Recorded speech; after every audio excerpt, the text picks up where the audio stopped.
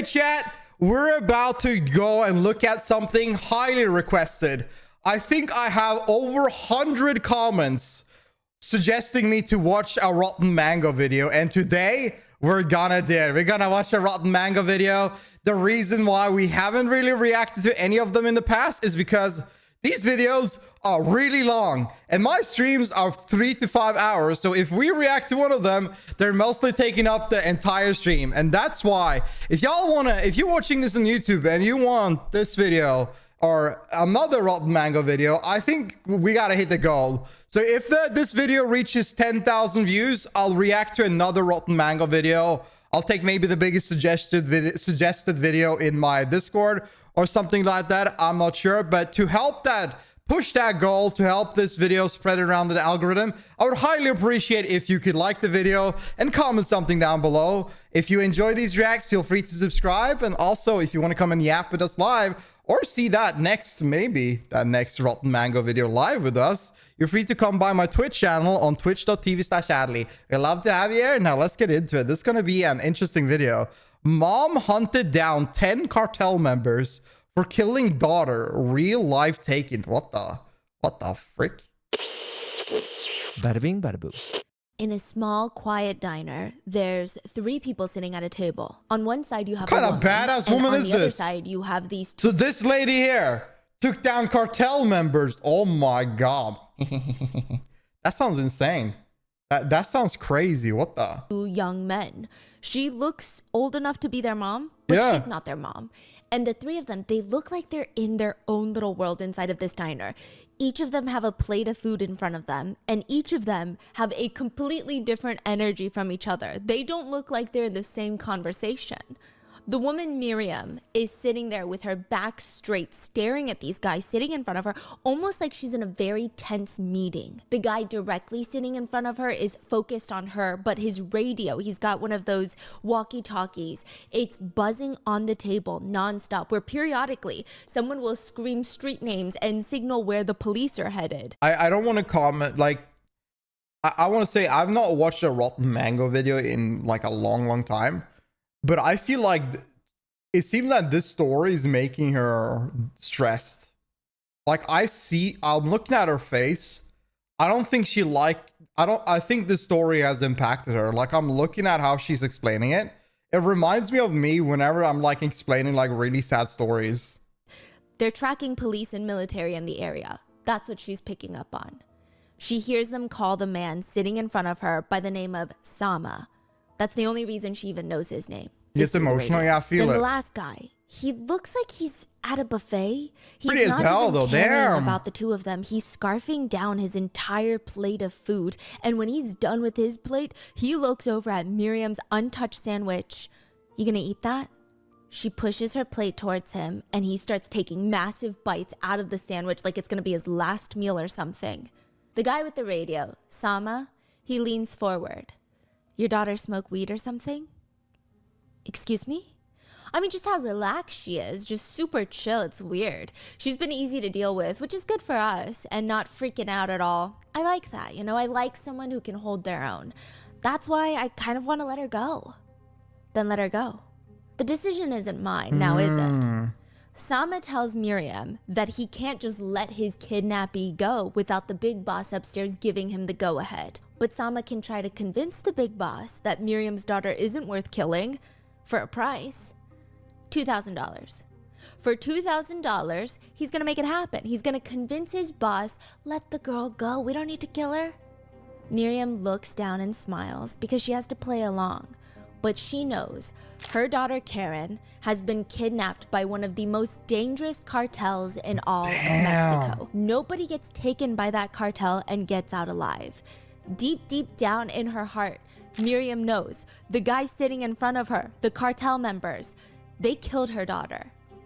And deep down in her heart, she knows that she will not stop until she takes every single one of them down for what they did. She is going to take out the cartel for taking down her daughter.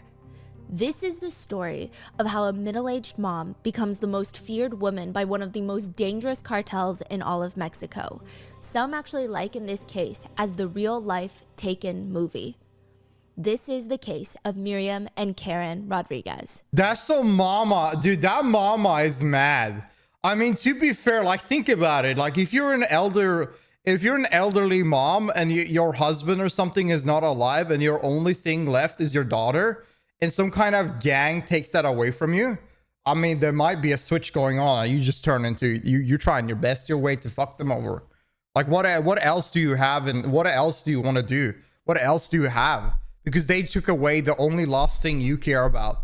This is sick, man. Think about being in her, like how she felt in that moment while they're lying to her face. Whoa.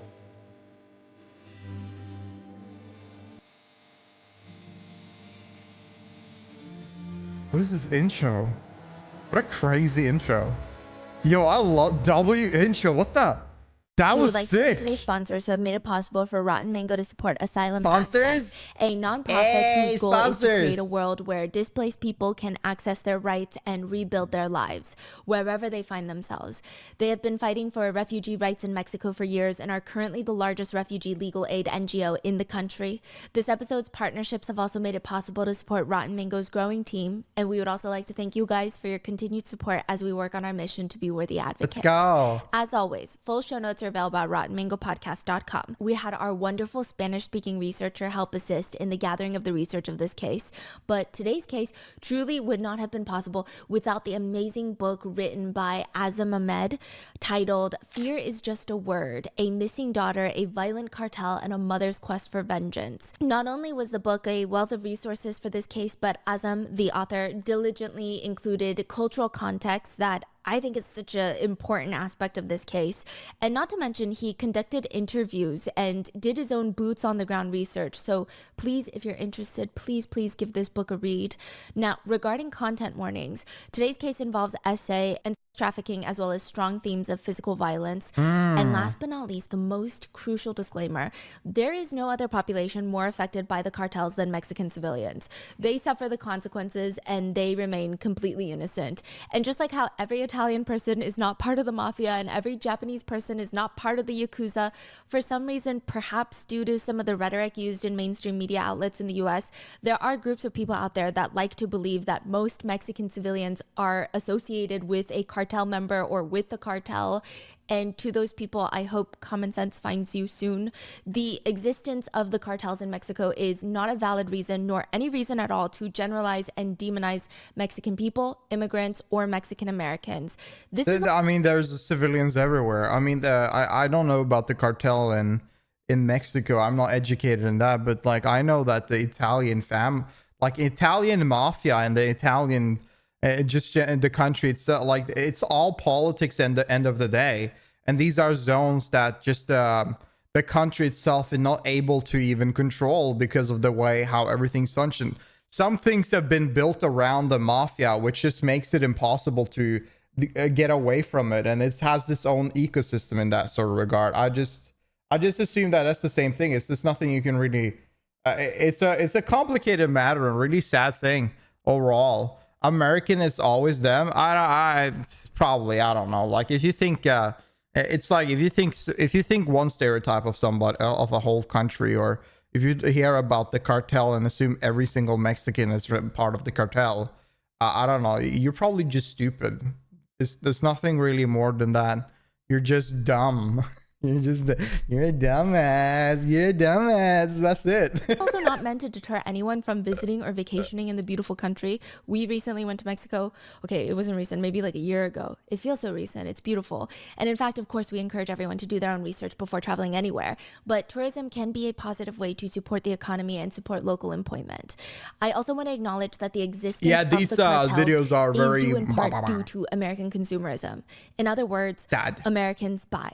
Crime syndicates need customers, and Americans are the biggest customers of cartels. So with that being said, I like how let's get started. Wait, hold up. I like how people think every British person is a wizard. I have never heard that once in my life.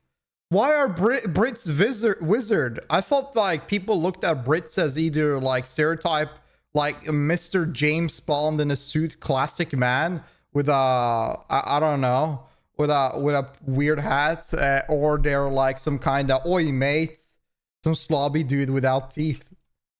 Describes Zeta as the most violent, most depraved, most Harry Potter feared crime influence. cartel group in all of. Oh, is it because of Harry Potter? Dude, I've never heard that. I wonder if people that are fan of Harry Potter, watch Harry Potter, know that the Harry Potter universe, there are schools everywhere in the world. It's not just England. Mexico. They don't just execute, they torture. Their signature for the Zetas is leaving severed heads I on thought of stakes. them as knifed, yeah, which is crazy because like they're not even the top country with knife attack even. And dissolving bodies in acid.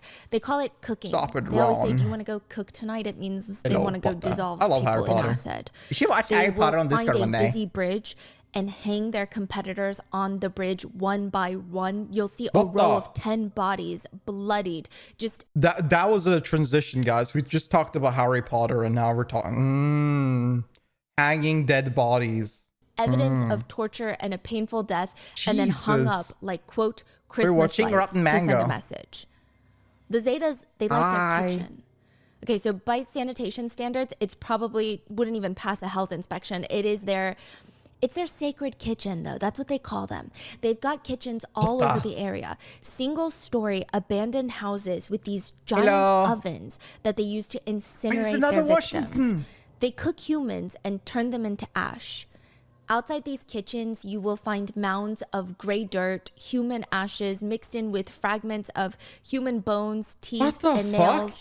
And the Zetas are known for being absolutely brutal. That is what they do. They post videos of their executions on the internet. But the Zeta cartel wasn't even a cartel when they got started. Bro, I wonder how the housekeeping bill is for that place. Like, that seems like a shitty hole, man. Like, you think about a housekeeper coming in, interrupting that. Housekeeping, open the door. Actually Stop known murdering as people. hired guns. So the Gulf Cartel was one of Mexico's oldest and most powerful criminal syndicates. At their height, they were earning billions of dollars annually every single year, primarily from the trafficking of cocaine into the United States. The more precise estimates are closer to $20 billion a year in annual revenue. This is a different one you said? This is the Gulf Cartel. The Zetas were actually part of the Gulf Cartel. How are they making so Now, much do money? you know who else makes around that much money in revenue in a single calendar year? In 2023, NVIDIA made No wonder they fucking do crime if they make that much money. 20 billion? close to 27 billion in a single year. I mean, they're obviously killing it this year, but still, you're talking about one of the largest tech companies in the world right now. That's their last year annual revenue. And the Gulf Cartel was allegedly bringing in 20 billion a year at one point. Now, to be fair, I don't think it was all That's going to crazy. the Gulf Crime Cartel. is They were strong expensive. partners with the Cali Cartel from Colombia. But Seems even like then, selling drugs is the way to go. Jesus. That is nuts. That's a lot of money. billions of dollars a year, that is a billion targets on their back. That is why the Gulf Cartel creates the Zetas. The Zetas were trained by the United States. Not like, oh yeah, we modeled our unit after the US military, but they were physically trained by the United States military.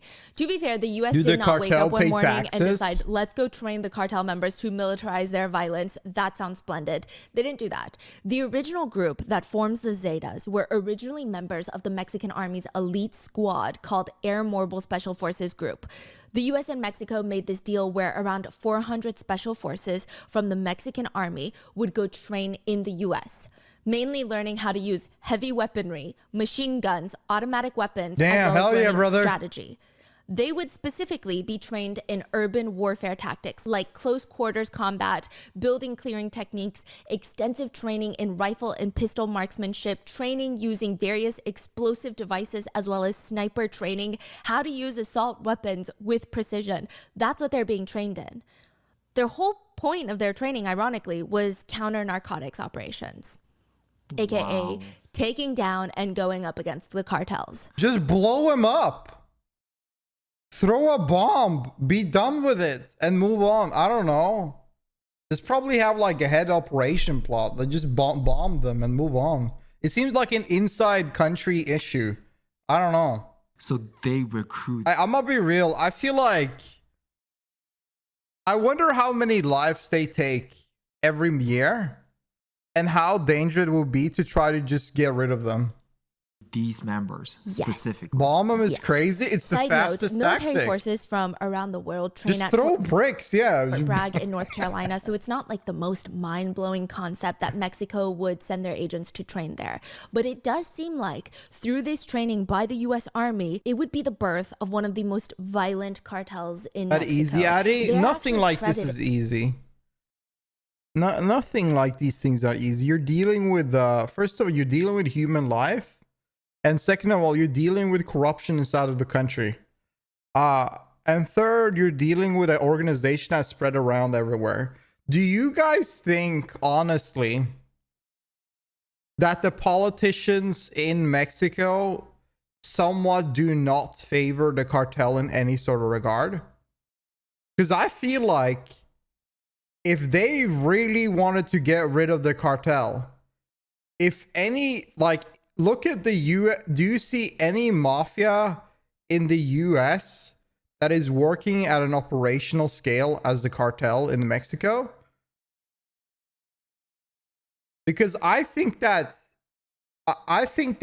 even mafias working inside the US works with the government. I think that in the end of the day, if they really wanted to get rid of them, they would get rid of them. Because when it comes to war, people are ruthless and don't think about anything. The weaponry a country has access to, and the assistance they have of other countries that they could request, are insane.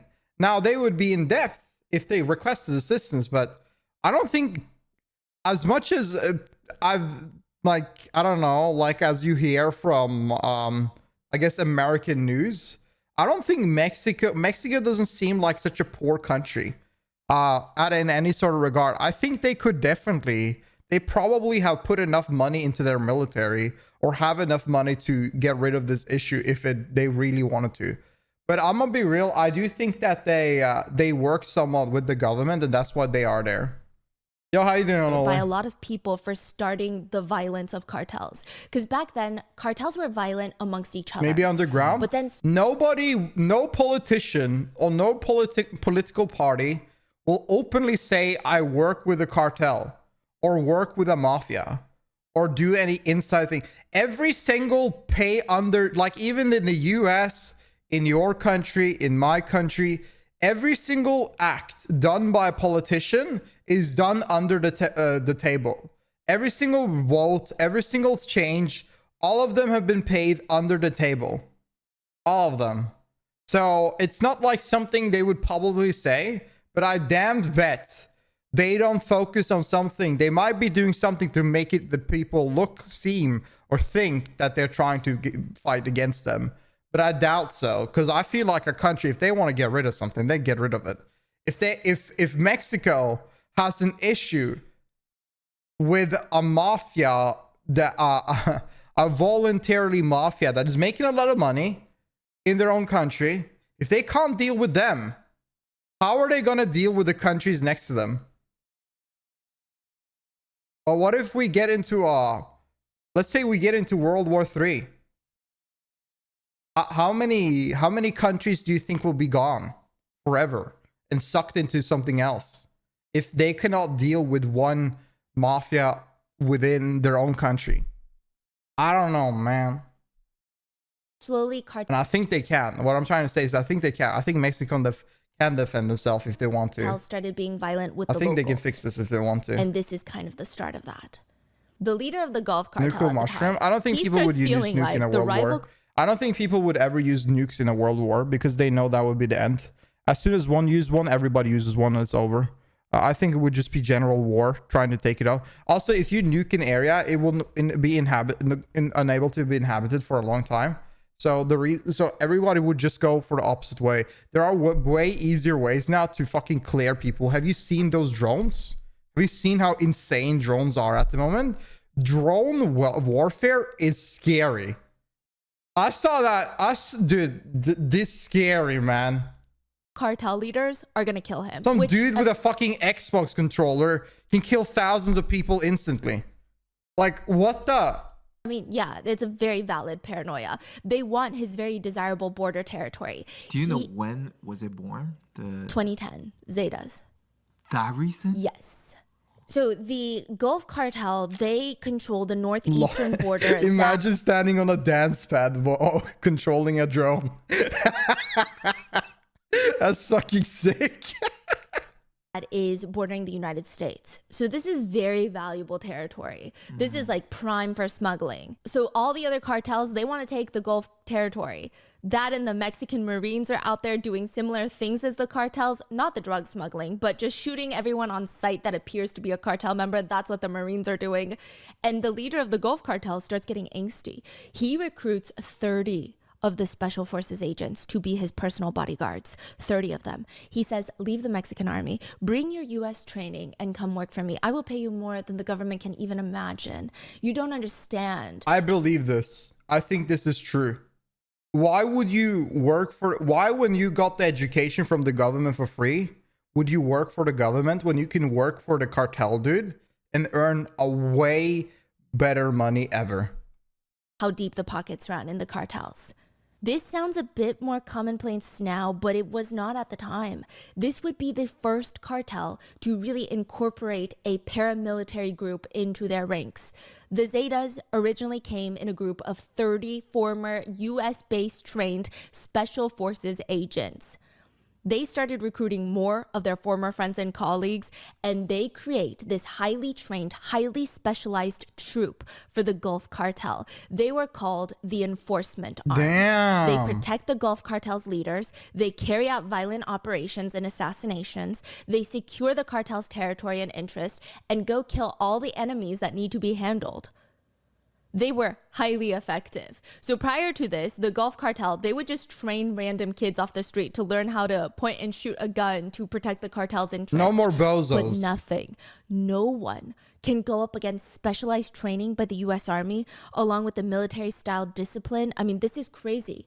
The Zeta wing is just straight up lethal. There really is no better way to describe them. They go in for the kill and they get it done. Until the Zeta group realizes, if we're the part that makes the Gulf Cartel so special, then why do we need the Gulf Cartel? There's always a bigger fish in the pond. Damn. Do y'all see how funny humans are, man? I swear, we will always, it's like a lot of humans will always think about their own ass and they will always try to get one up on the other. They kind of cooked, yeah. It's not even like the Zetas aren't doing all the strategizing. I mean, it would be one thing if they have the firepower, the manpower, and the Gulf Cartel is the brains of the operation. But every hit, every operation, the Zetas are planning that out like a military level job, like a military level sting. So what would be stopping them from starting their own cartel and taking all of the profit? I wonder what the individual that are the chief of that, basically the group that are trying to take over the cartel then, what does he think about the rest? Because I think we had like a story about this. I think that was in Serbia or something like that. Was it Serbia? No, maybe Albania.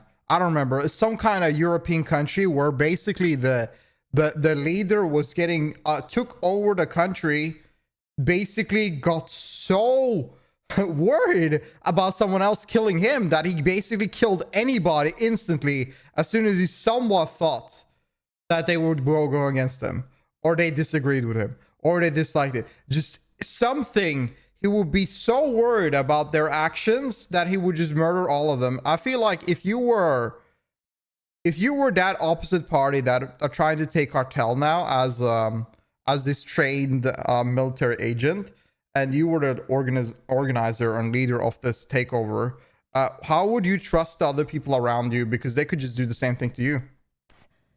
The Zeta You mean split Greece off from strikes the Gulf again? Cartel. Yeah, it does. And cartels are not really known for being an easy group to break up with. They're not going to send you nice flowers and send you "hope you're doing well" text messages if you leave. They're going to try and kill you. Hearts and But the kisses. newly Love formed you. Zeta cartel, they decide, why don't we send a message first? We're not scared. In fact, we're going to steal your business. In fact, we're going to steal your territory. And you will be lucky if we don't kill you. So they split split up from the leader, the previous leader. Yes, from the Gulf Cartel, and they start the Zeta Cartel. March 31st, 2010 is the day Zeta Cartel declares war on the former Gulf Cartel that they were part of. This takes place in San Fernando, Mexico, 4 a.m. But if they were in the inside, why didn't you just kill the leader and move on? He already thought they were trusty bodyguards. Why wouldn't they just kill the leader from the inside and then change? Why make it official? Police get a call. Hurry, you have to come out quick. There's been an accident on the highway, a big one. 10 squad cars rush to the scene, and there's a truck that's rolled over on its side. We wouldn't have the story then. And there's nobody else. There's one truck driver, one rolled truck. He seems like he fell asleep at the wheel. He's refusing to go to the hospital. It's just, the whole thing is odd. More lights suddenly come speeding down the highway. Firefighters. They were also called to the scene. They said, massive accident. You need to get down here real quick. Oh my gosh. It's just one truck flipped over. Once all the authorities are there, it kind of feels like an overkill situation. One truck, the truck driver isn't even badly injured, and they have everyone out here on the highway in the middle of the night. The highway isn't even loud. Something's going on somewhere else. It's almost silent. And it's a known thing in San Fernando. You typically don't drive around at night unless you absolutely must. It's the life of living in a cartel-controlled area. Well, it was controlled by the Gulf Cartel at the time. Okay, all right then, let's pack it up. The cops are like, we gotta go. Let's keep it moving. The police, the firefighters, they're all getting ready to leave when they start feeling a vibration. Damn. A rumbling. What the hell is that? They freeze, they look up, and on the other side of the highway, they see a scene that looks straight out of an apocalyptic movie. There are rows of modified vehicles, giant trucks with tires that are taller than them, trailers, giant SUVs, a freaking school bus with a gun mount on top, and all of them are spray painted with a Z on the side. Bro, and there's all some of them red have assault rifles some on top Mad of their Max vehicles. shit. Makeshift tanks. A whole squad of them, rows and rows of them, driving down the highway like they're about to go into war. Holy! It's a setup. Wait, are they coming for the cops? They're coming for the town. The whole town. The police start rushing to their radios, warning everyone. They jump into their cars, some into the nearby woods. They're like, I'm abandoning this. Like, I'm leaving. I'm not taking my car. They're shooting at us. They're shooting at us. Everybody come. Like, we gotta leave. The bastards are coming from all the sides. As the makeshift tanks are driving past the police, they're just firing. It seems like they have no care for wasting bullets, ammunition. They're just firing at everything that they come in contact with. From 4 a.m. to 10 a.m. for the next 6 hours, the Zetas go block to block in San Fernando, firing into every single public building they could find. They do not fire into residential buildings. They do not fire into hospitals. But everything else, civilians. The courthouses, the police stations, the DMV, things like that, the buildings, they look like Swiss cheese by the next morning. And the message is very clear. The Gulf Cartel is no longer in charge. The Zetas are. This is what I'm saying. If they can go in and murder an entire town in Mexico, why not just bomb their main spots? Just bomb them. Kill them all. And then if there are more, there are probably just a few left and is scattered and is gone. I don't know, man. Fernando residents walk out the next morning. Some of the bullet casings left all over the street are still hot. The mass firing of the bullets was chaotic and unhinged. Nobody slept a single minute last night. And by the way, they systematically came into this town and targeted every single public building. It felt like they were trying to send a message because they did not kill a single person. Oh. The Zeta armor.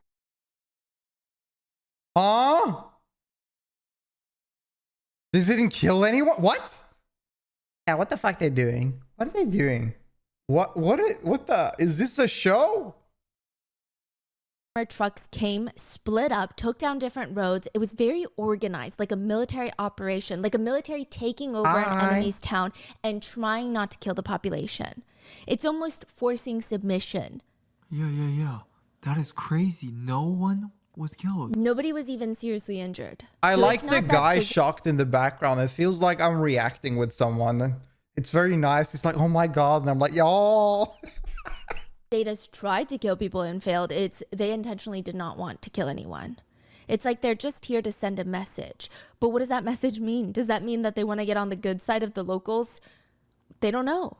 And that hope is very quickly crushed because the Gulf Cartel, they're not going to easily give up their territory like that. That's her husband, I think? They start fighting back. And within a week, all hell breaks loose in San Fernando. Car bombs are exploding every 2 seconds. If that's her husband, that must be so fun. She's like doing research about all these crazy stories. And he just has to sit there and listen to her talk about it. That's so nice. Buildings are being lit on fire. The cartel members start stealing every big SUV from the dealership, just walking into the lot with rifles, Even though it's assault about rifles, this, though. stealing all the SUVs to put gun mounts on top to create basically tanks. A full-on war breaks out between the Gulf Cartel and the newly formed Zeta Cartel. And every single civilian in that area would be collateral in a war that they have no skin in the game in. Damn. So a lot of people died? A lot of people, tens of thousands of people, yeah. Tens of thousands? So the number in San Fernando is kind of up in the air. A lot of people don't report when their loved ones go missing, and you'll see why soon. But the war on drugs and the cartel violence wars have, in the span of like a few years, I think in 1 year alone, it was like 60,000 people died, innocent civilians. Jesus. So like I said, nobody is more negatively impacted by the cartels than Mexican civilians. It's because just the people that want to live their life. They would just want to chill, but they got to deal with this shit. That are all Sucks. innocent. Now, when the Zetas take over the town, they wanted the people to fear them, but not despise them.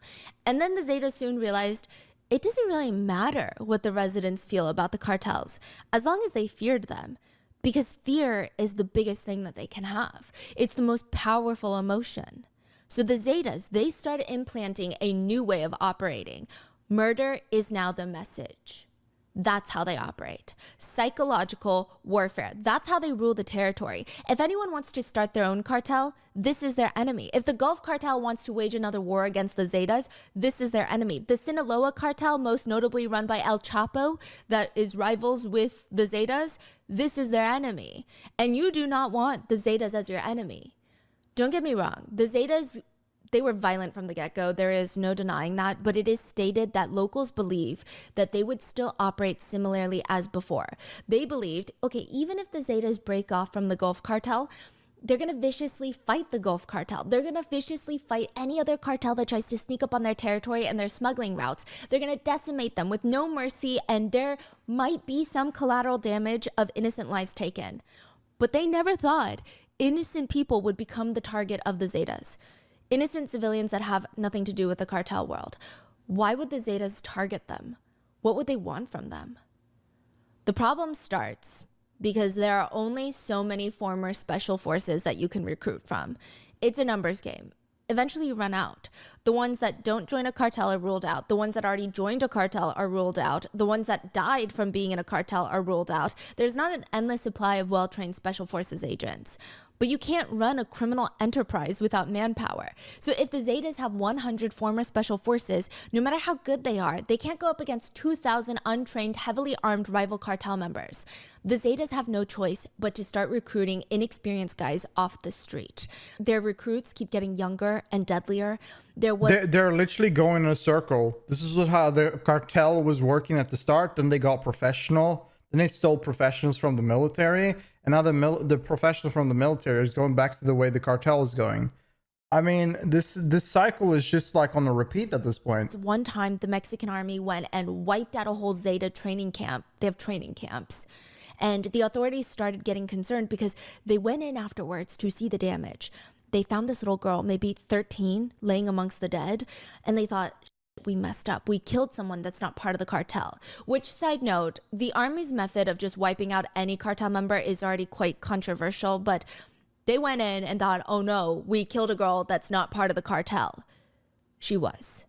The little 13-year-old girl was a female assassin that had been working for the Zetas for more than a year. What? Ever since the rival cartel, the Gulf Cartel, had killed her dad. The Zetas had recruited her. Sometimes the Zetas would recruit people that they would just give them no choice but to join the Zetas. They would recruit young people and they would practically force them.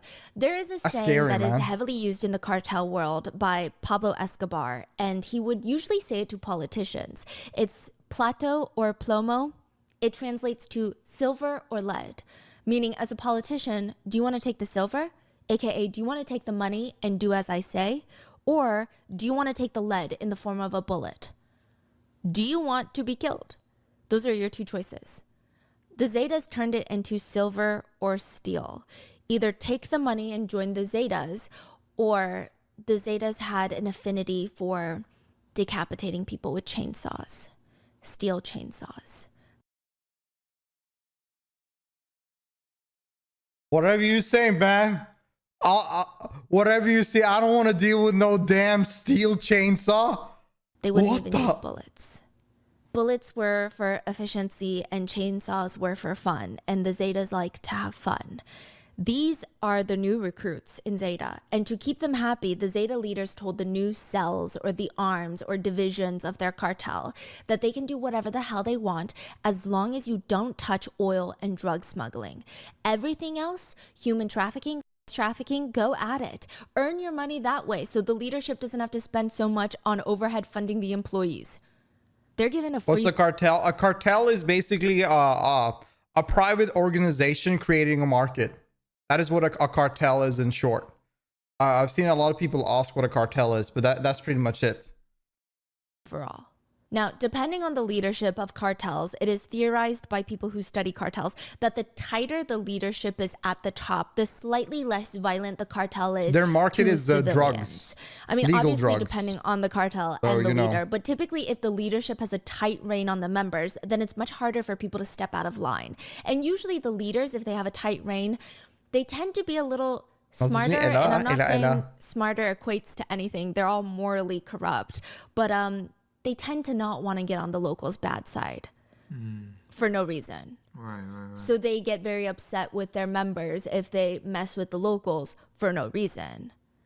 Now, this was a free-for-all for these heavily armed, money-hungry, violent, sadistic new members of the Zetas.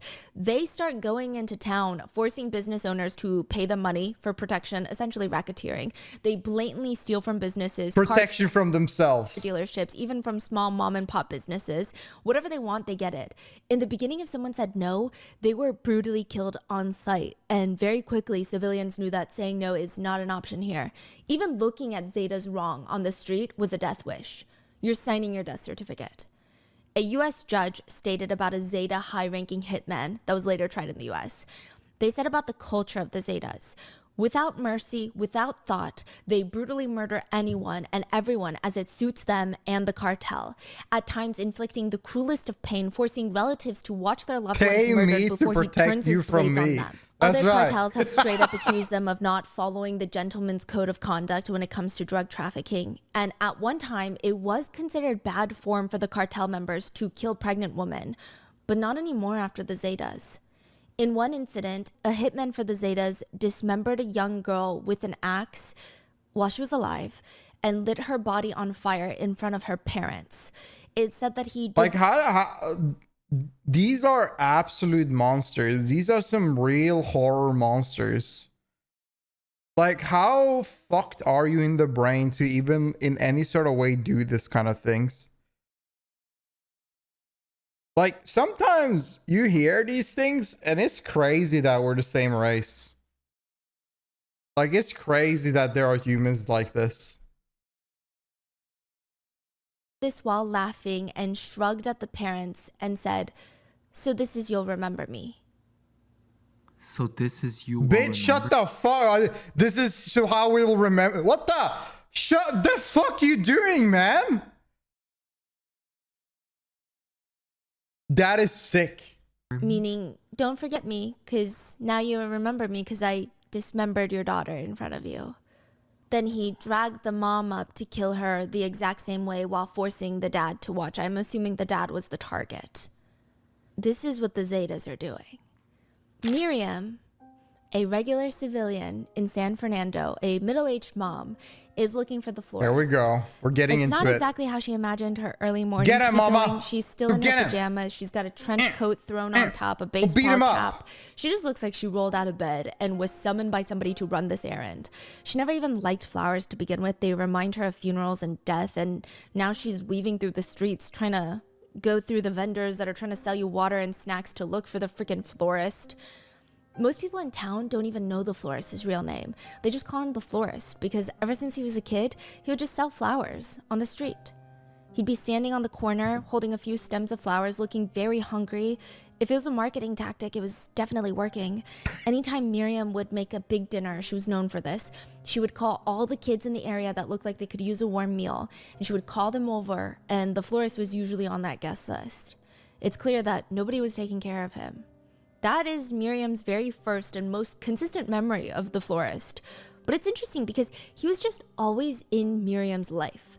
Not really ever in her life, but just a side character that never fully went away. He was just always kind of there. Even later, when Miriam's youngest daughter, Karen, starts getting older, the florist would chase her down and try to give her flowers for free. And side note, they're around the same age, so it's not like this middle-aged florist man chasing down a 17-year-old. Karen has this very bright, light-colored blonde hair, and she has a, quote, rosy complexion. And so a lot of people said it made her stand out in the area, and a lot of guys were interested in her, and I guess including the florist. But Karen would nicely reject the florist, offer him $1 or $2, knowing that he wasn't doing well, and then walk back to school. Karen was always very sweet with the florist. That's what Miriam is. Don't tell me this damn flower boy is gonna start popping off. This fucking flower boy better not pop off. Thinking about when she sees him down the walkway. There he is, the florist. She starts running up to him and then tackles him on the ground. She pulls out a loaded pistol from her trench coat jacket, jams it into his back, and whispers into the florist's ear, "If you move, I will fucking shoot you." What the fuck? She also knew the florist was now part of the Zeta cartel. He was part of the cell that kidnapped and killed her daughter, Karen. She jams the gun deeper into the skin of his back. Damn, mama! He knows she will shoot if he moves, because this is not Miriam's first cartel takedown. The florist is her 11th target. Before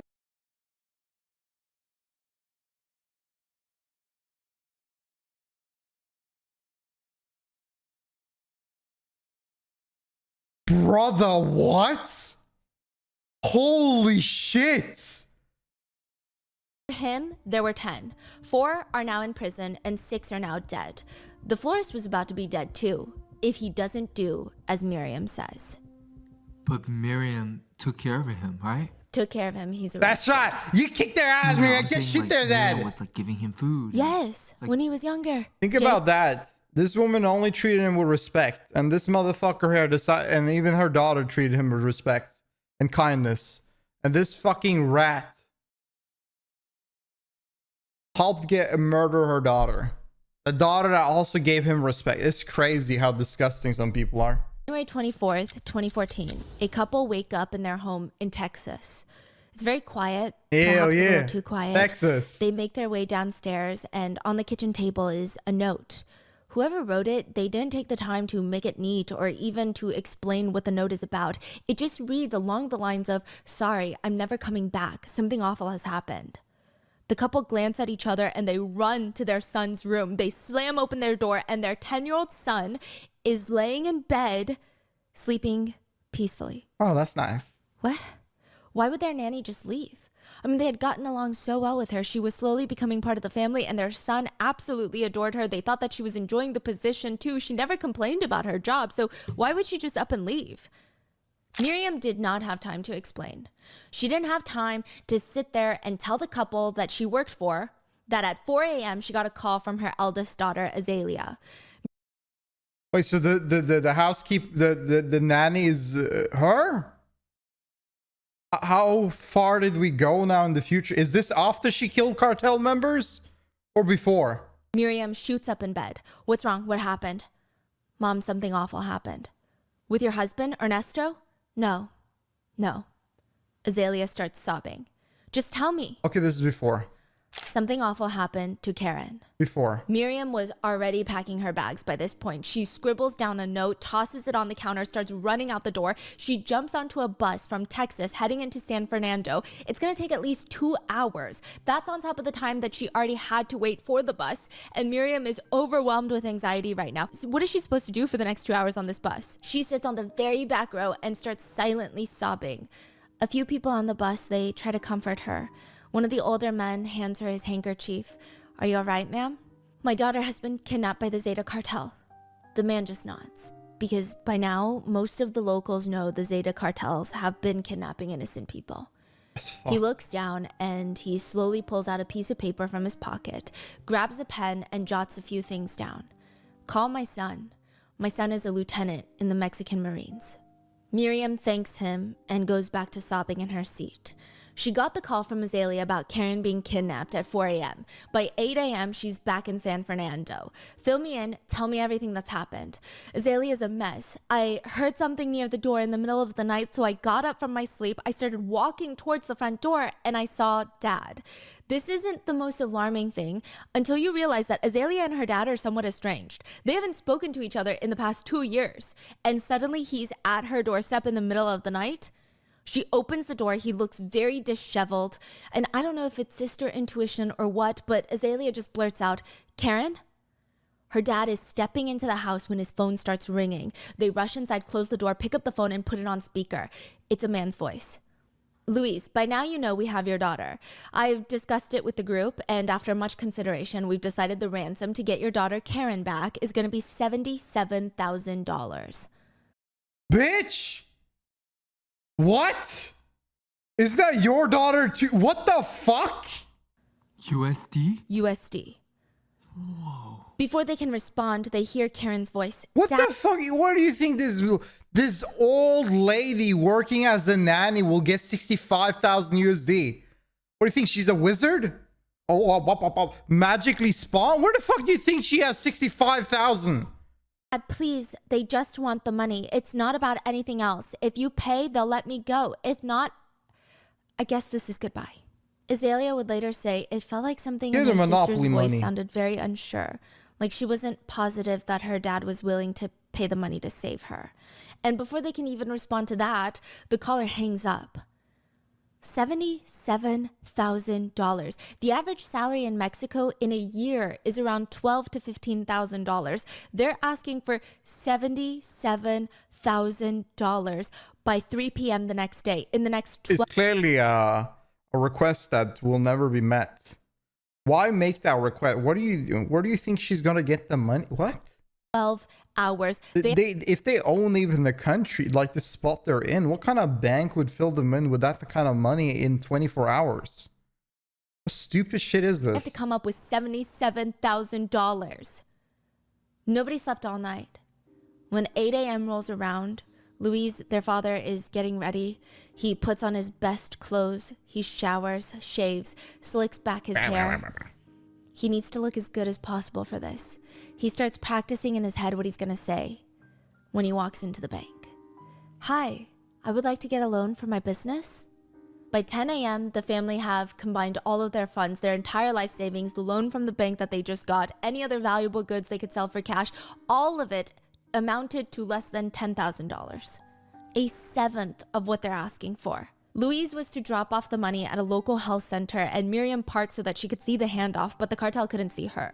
They wait for 2 hours, and this man, honestly, boy, walks up. He looks like a teenager. He's young, he's skinny. A boy? He grabs the bag of cash, but Louise doesn't let go. My daughter, meet her at the cemetery in 20 minutes. And with that, the boy runs off with the bag of cash. He jumps into this cherry red Ford Explorer, and they speed off. Okay. That's okay. They're going to be reunited with Karen. Money is just money. They're going to have Karen and everything's going to be okay. And they drive over to the cemetery and they just wait and wait and wait and nothing. The next morning, they get a call. The kidnappers, the cartel. They assure the family, everything's fine. We just didn't want to go out in the rain yesterday. Which is technically true. The minute that they got to the cemetery, there was a storm. Some streets in San Fernando were even briefly flooding. So yeah, I mean, it all tracks. But the whole next day, the family are sitting there anxiously waiting for another drop-off location, but it never comes. I mean, I think all of them had this small fear in their minds, but everybody held on to the hope. The kidnappers just want the money. We paid the money. There's no reason for them to kill Karen. The next day, the kidnappers break into Miriam's house where she lives with Karen.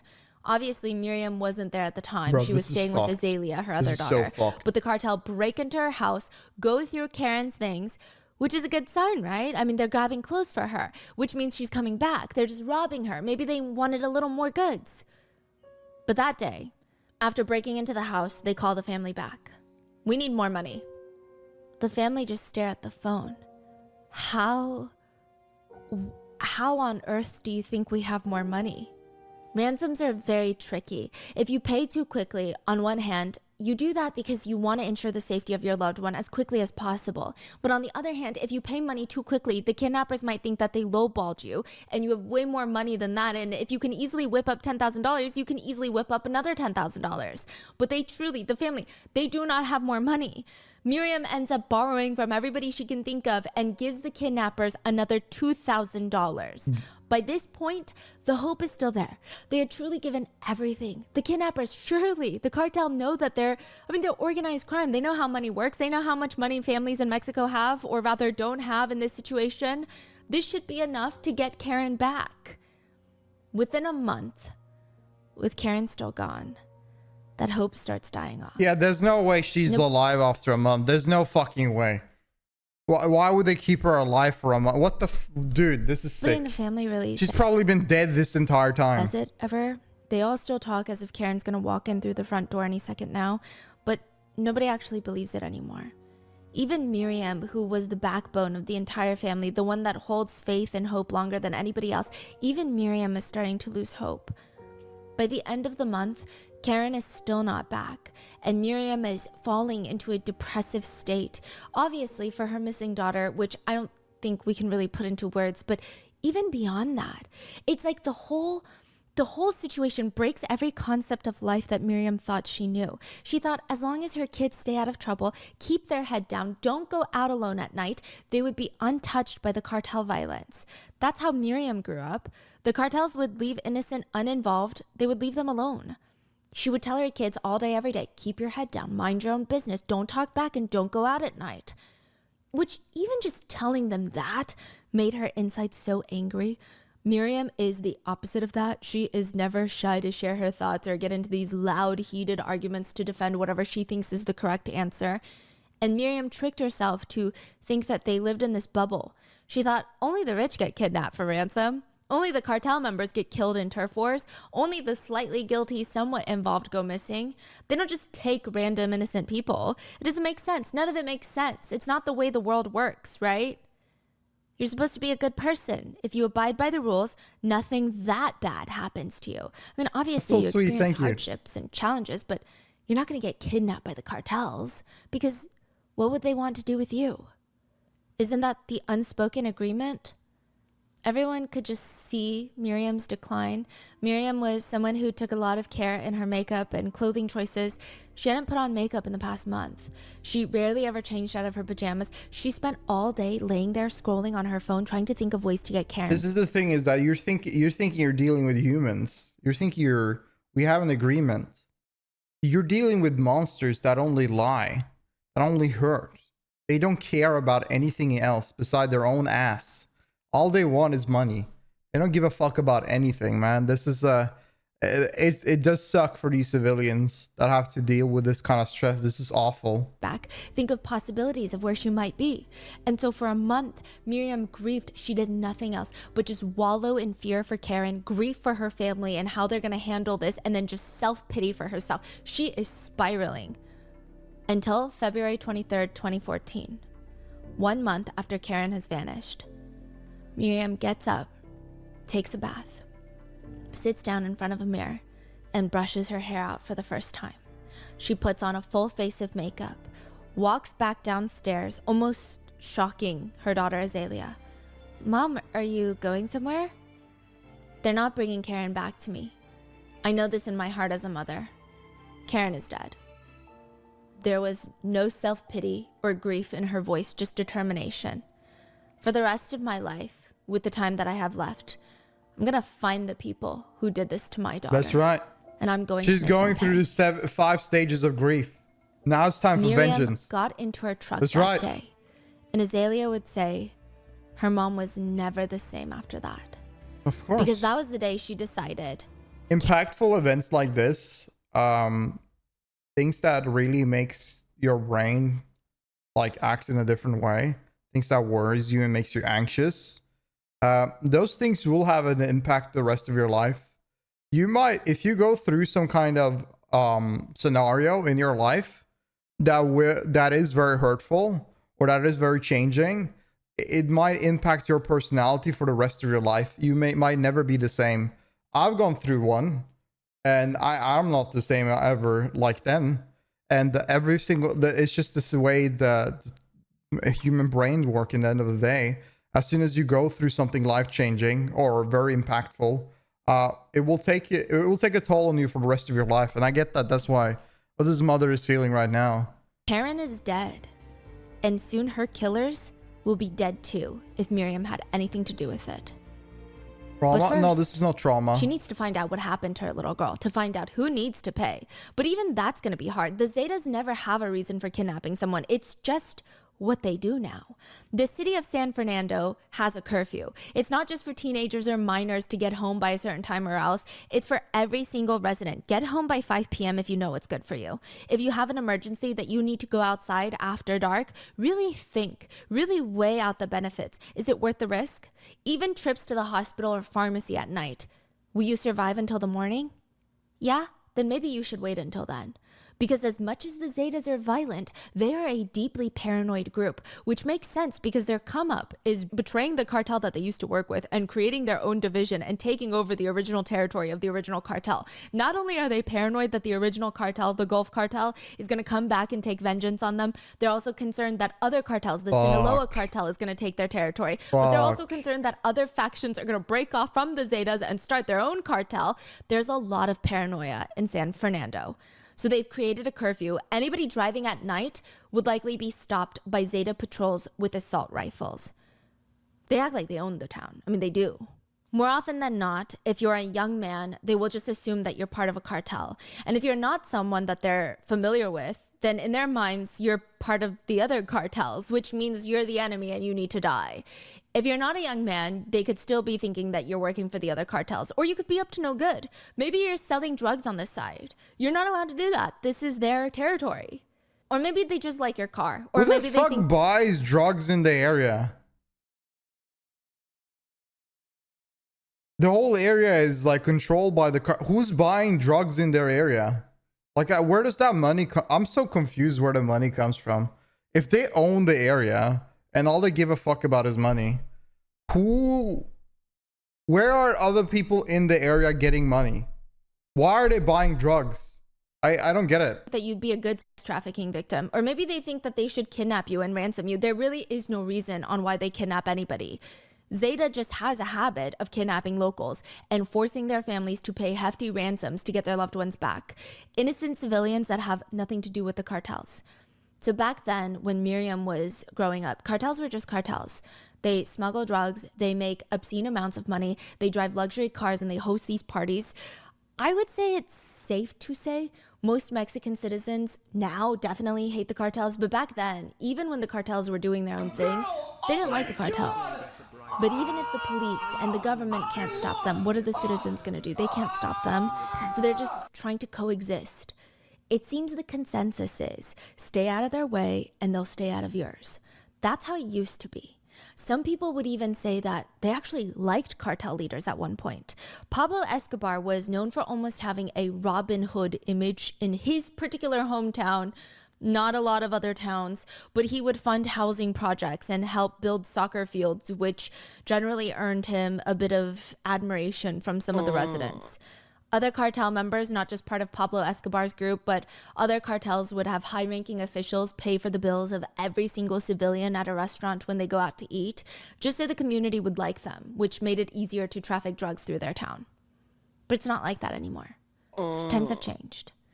It said that cartels used to just target the rich, but now they just do Chat, it. I'm turning off sound effects just for this video. because I feel like this video is really serious. So I just wanna, I'm just turning off sound effect for this video. Just because I feel like this video is really serious. And it's very distracting with all of them. I'm just keeping it down for today, and then we'll turn them up next stream, or for the yeah, we'll do it for next stream. All right. They want. One expert about the Zetas said, the Zetas steal from everyone, not just the rich. They certainly don't give much back to the poor, except the corpses of their relatives. They're just known for being a different kind of human being. To give you an idea of what Miriam was up against, one of the most heinous crimes committed by the Zetas was actually all over international news at the time.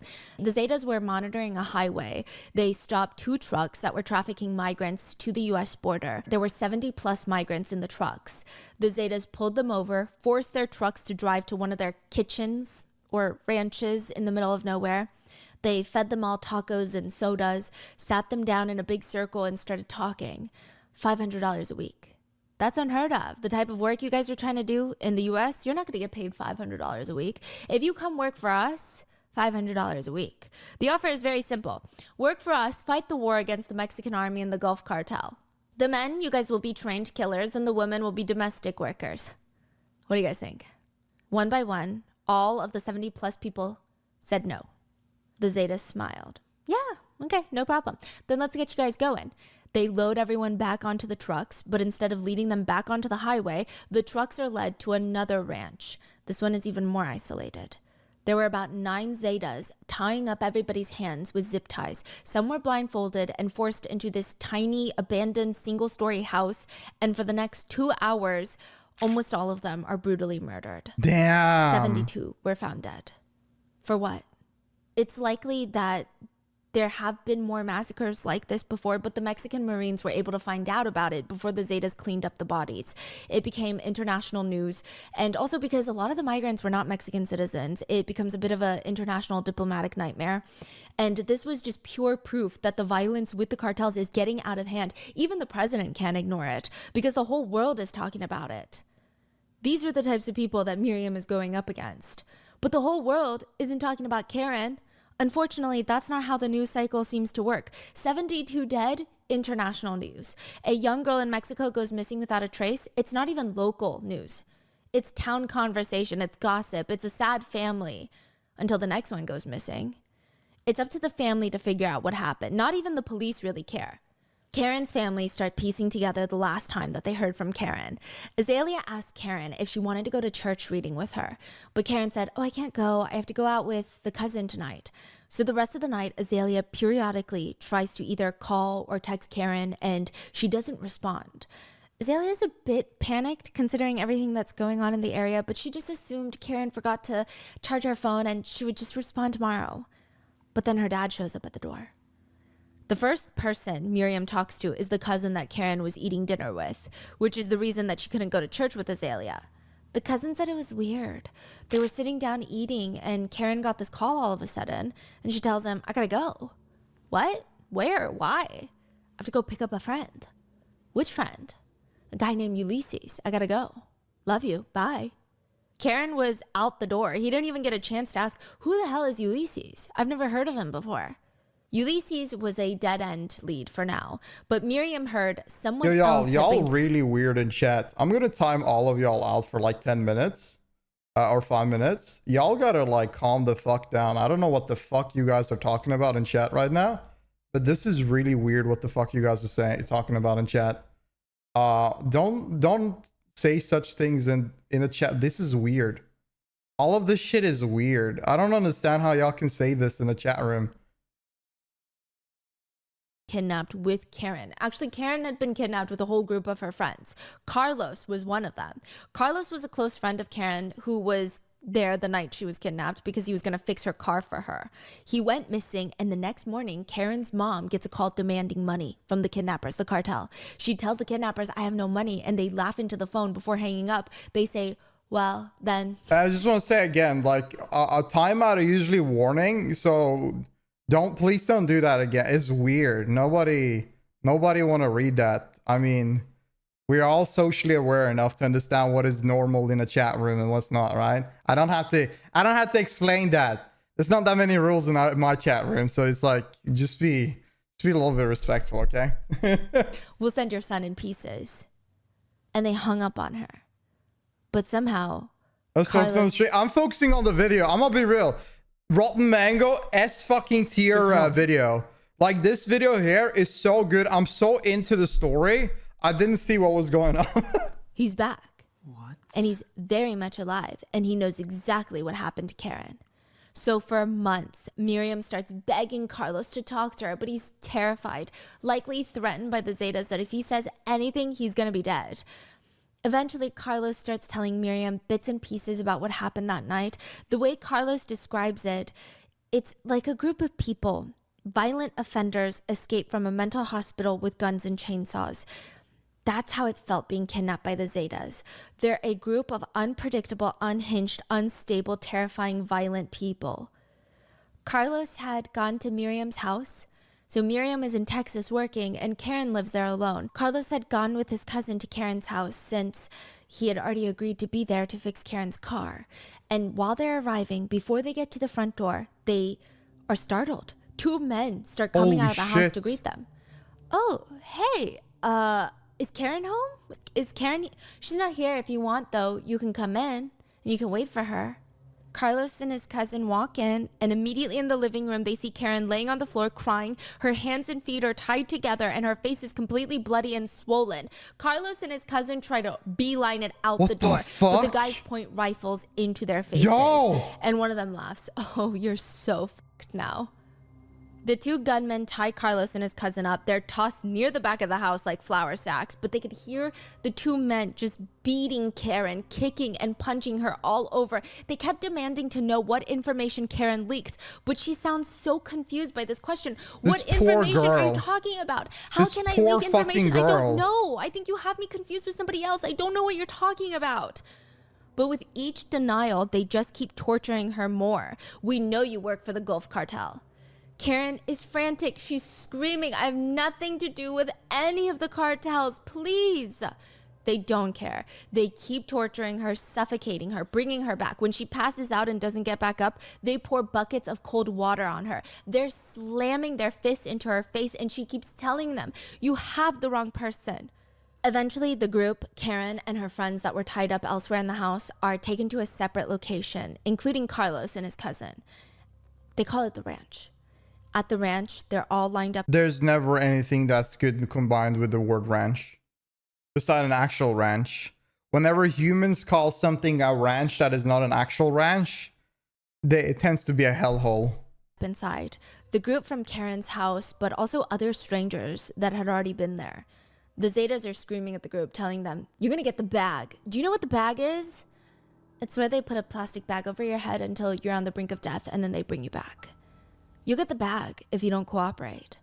Carlos said it sounded like the Zetas were convinced that Karen specifically was working with the Gulf Cartel, and they kept trying to extract some sort of confession from her, but she sounded as confused as everybody else. But all the others could just hear Karen screaming, no, I'm not with them. And then there would just be sounds of her being tortured and screaming for mercy. The Zetas come around to one of Karen's friends, shoves a pistol in his mouth, and asks him, what do you want to say as your last words? He just said, what did I do? The kidnappers start laughing. They do this down the line to every single person. All of them are kneeled and tied up. One of them says, what's your last words? The next guy responds to the kidnappers, may God bless you. And the kidnappers are swinging around their assault rifles, pointing them at them unhinged, just cackling.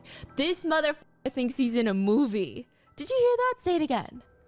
The third man, instead of saying something for his last words, he complained if he could just untie his boots because they're too tight right now and it's cutting off the blood circulation. The male kidnappers start laughing again, and they call over a woman. She walks over and she laughs in his face, starts jumping up and down with all her weight on the man's legs. Until he's sobbing in pain. She leans down in his face then. How does that feel now? Do your feet still hurt? And they start That's laughing. crazy. Eventually they load Fucking everybody disgusting monster. Like, this is the thing. They don't see people as like anything beside like disposable meat. They're sick in the head. This whole thing is disgusting. And move them to another location, another ranch, where they're all shoved into another small house, abandoned house, and they're forced to sit on this dirt floor. They were told that their families were going to get ransom calls, and if they pay the ransom, they'll let them go. They went one by one asking for the family phone numbers, and it was at this ranch that same woman that was jumping on the man's legs starts focusing on Karen. You don't say these things. It's not about you should. I mean, it's about being socially aware. You don't say things like this to random people on the streets, do you? If you do, you will be locked up. Carlos said this woman hates Karen for no reason. She doesn't even seem to know Karen, other than the fact that Karen's pretty. That's what this woman hates. Carlos said the woman straight up grabbed Karen by the hair, spun her around so that she's laying on her stomach, straddled her back, and she said, "This is for being so pretty," and starts smashing her head against the floor and using her fist to pummel her. Bro. This is a little girl. This is a little girl. They were kept overnight, making calls to their families for ransom.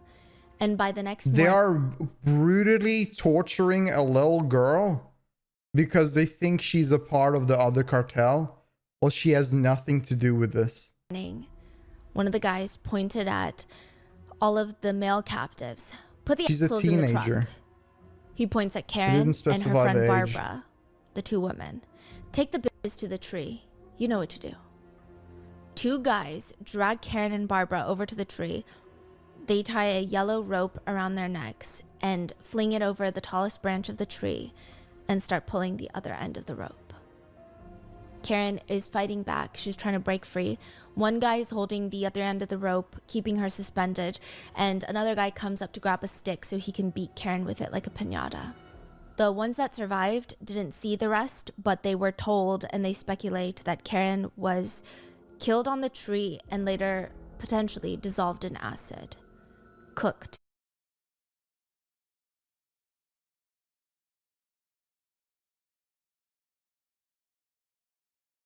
Did y'all hear that? Let's go back. This is Yellow rope. Two guys drag Karen and Barbara over to the tree. They tie a yellow rope around their necks and fling it over the tallest branch of the tree and start pulling the other end of the rope. Karen is fighting back. She's They're trying to break free. choking her. One guy is holding the other end of the rope, keeping her suspended, and another guy comes up to grab a stick so he can beat Karen with it like a piñata. The ones that Choking survived her while didn't beating see her. the rest, but they were told, and they speculate, that Karen was killed on the tree and later potentially dissolved in acid, cooked, as they call it. And I think all fucking cases disgusting. are very devastating, but I always find the ones where as kids they overcome all their obstacles and somehow are almost miracle babies, and then their lives get stolen. I think it's like an extra level of just betrayal from the world that Because this girl hasn't even lived yet. If you're a teenager, you have not really lived yet. You've not done anything. And some random disgusting individual are doing this to you, taking the entire life away from you. It's really is a sad topic. Miriam is feeling, because Karen was able to overcome her heart murmur. She was able to overcome all of these obstacles, and then they take her and then they kill her. Yeah, she stayed so strong throughout the Cristiano whole was thing. Miriam's next target. He was rather easy to catch, not the brightest one in the group. He was arrested without a fight, and immediately he starts confessing to who he is. He admits that he was part of the kidnapping unit that took Karen. Bro, this mama right here is fucking insane. Like, she's making these guys doing all of this disgusting shit. You have a nearly 50-year-old mama running at you, and they're pissing their pants already. And Miriam stares at the guy that she once gave her sandwich to. He looks even younger now. He just turned 18 according to records. There you go, mama. The cops take his shirt off to take photos of him. He looks even younger with his shirt off. Cristiano gave Miriam a few more names to work with. Another guy involved was killed And by also it sounds to me that these people here knew them. Like, with all this explanation going on, it sounds like they all knew them. They all grew up together. Their mother was like were around when they were being raised. Why are they like, what the fuck are they doing? Marines at the ranch. The main boss that ordered the kill was a guy by the name of El Larry. El Larry was the one that took most of the money. El Larry was ruthless, according to Cristiano. He would order kidnappees to be killed and cooked in a giant steel pot. His favorite thing was to just make everyone decapitate everyone. They would also do this thing where they would get the kidnappees and make them fight to the death, gladiator style, and last one standing gets to go home. But most of the time, they don't get to go home. With every line of aggressive questioning from the police, Cristiano would ask for his mom, and he would constantly state to the officers that he's hungry. Miriam was watching all of this in a separate room. She could hear and see them, and she would walk into the interrogation room, stare at this kid who killed her daughter, and hand over her lunch that she brought for herself. Later, the police were so confused by Miriam, and they asked her, "Why would you do that?" And she said, "He's a child. No matter what he did, when I heard him saying he was hungry, it was like I heard my own child." And I know a lot of people might be confused, but I think this has a lot to do with the context of they all grew up in an area where a lot of the kids didn't have a lot to eat. And so I think it's just this motherly instinct that comes out. I think it also goes back to probably, given the circumstances, most of these kids would not have joined a cartel. That doesn't excuse anything that cartels do, but it does seem like most of these people would not have joined the cartels if they had any other options. This is like probably the most mother of a story I've ever heard. I'm gonna be real, I don't give a fuck. If these motherfuckers over here, they might not have had a choice. They might have been influenced. But what kind of influence has changed you so much that you take a little girl, you hang her by the throat on top of a tree, you beat her up like a piñata while she's choking, and throw acid on her as her final death? How do you take people, put them down on the knee, shove guns in their mouth, and then break their kneecaps with your own feet? There's no influence or no excuse to this. Now, I can understand a mama might be like listening to this and have some form of sympathy, but every single individual in this case are disgusting, and they're dead in their core. There's no form of influence or any invitation they have. They do this on their own intuition. In every aspect. Yeah, and she is a deeply flawed character later, we'll see, but I mean, what can we say when Cristiano and the others are responsible for all the other children dying in the area? Yeah, they are the reason that all of these are dying, and they're not dying even peacefully. They're being tortured to death. They're being beaten up to the brink of death. The child, but so is everybody else. Teenagers. At the time, Miriam's son, Luis, felt like his entire generation, his age group, was being exterminated. That's what it felt like. They're being exterminated by the cartels. Either they join the cartels because they have no choice, and they die in a battle that they never had skin in the game for, or more often than not, they just vanish because of the cartels.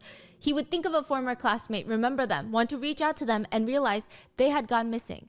That happened way too often. But all the pieces are coming together. With Salma and Cristiano's story, as well as some of the other survivors from that night, Miriam comes out with a longer list, a hit list.